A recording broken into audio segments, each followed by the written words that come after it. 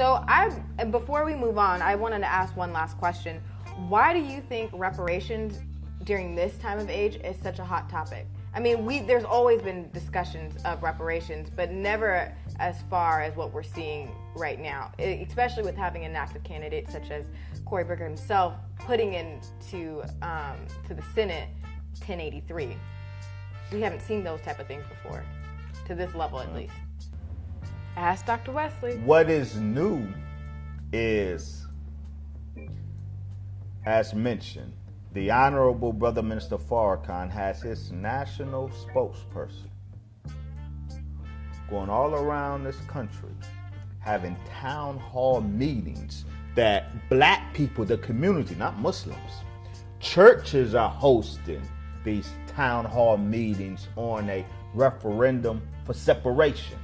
Churches are hosting. You're talking about Christian churches? Christian churches. Oh. Community groups are hosting. These town hall meetings aren't in mosques. They're in churches and community venues, hosted by churches and community venues.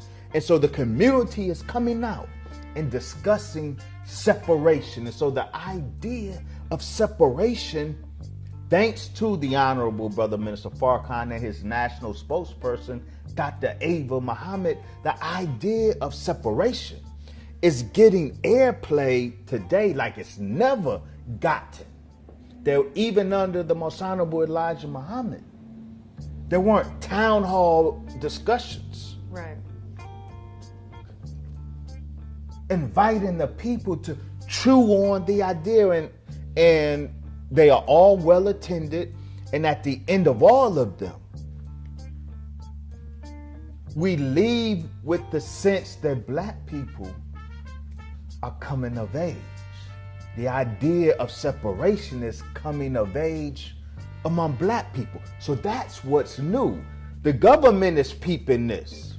The government doesn't want black people to choose separation.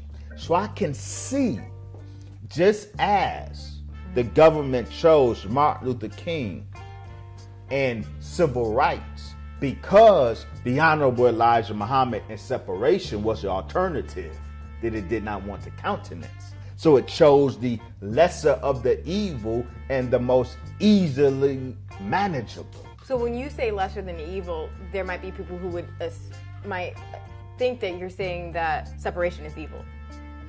Because you're saying that they chose... From their mind, absolutely.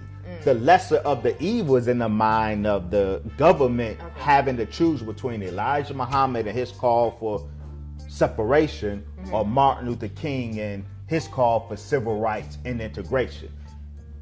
Our enemy doesn't want either one, but in his mind, he's doing a calculation, which is the lesser of the evil and which is the more easily manageable. He chose civil rights. The success of the civil rights movement, the success of the civil rights movement is because the power of the Honorable Elijah Muhammad and the alternative that his vision presented to the government. So they chose civil rights. So today, with all of this national discourse now over separation, thanks to the Honorable Brother Minister Farrakhan and his national spokesperson, Dr. WESLEY Muhammad, there's this national discourse among black people about separation. And now all of a sudden, there's this national political discourse about reparations.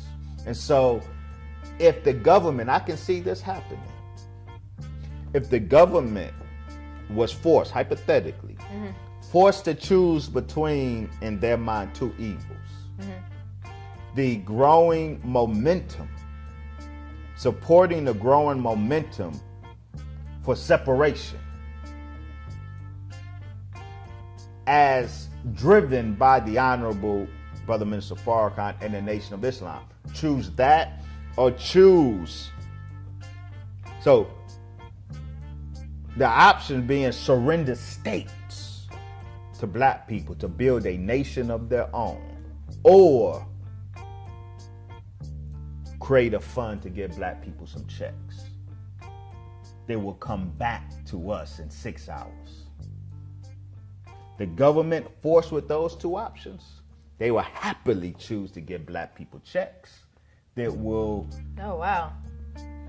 liquefy it right back into their hands in 6 hours. That is what I see as the context to this new discourse on reparations. It's because there's a new growing discourse on separation. That's interesting, you going into that context. So